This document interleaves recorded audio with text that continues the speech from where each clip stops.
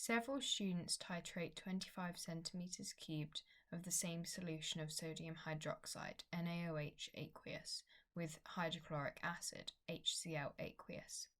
One student obtains a smaller titer than the other students. Which procedure explains the smaller titer? A.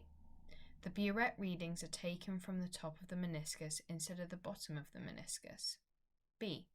The conical flask is rinsed with water before carrying out the titration. C.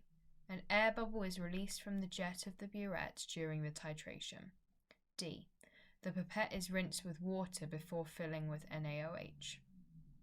So if we talk through our options, firstly looking at A, if you're consistently reading from the top of the meniscus each time, this isn't going to affect the overall titer.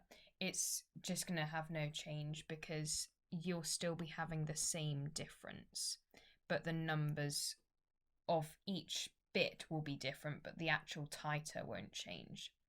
So just as a recap, when water's in a pipette or a burette, it will have a slight curve and the meniscus is the bottom of the curve, and that's where you should read your volumes from. Then looking at B, so if you rinse a conical flask with water before carrying out the titration, this is also going to have no change, and that's because you're still going to have the same volume and the same moles of sodium hydroxide. You're just going to have it in a slightly rinsed conical flask, and because sodium hydroxide and hydrochloric acid are going to react on a mole by mole basis, then it's not going to change the titer because you're going to have the same moles.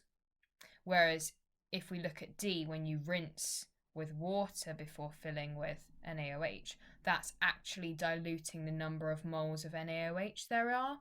So this means that less HCl is needed, therefore you've got a lower titer.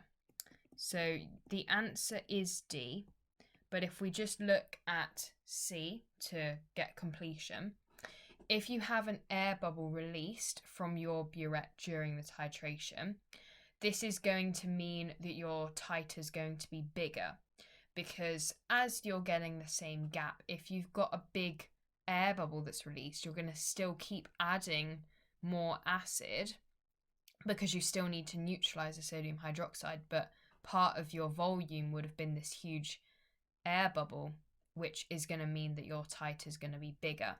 So this results in a higher titer. So the answer for this question is D.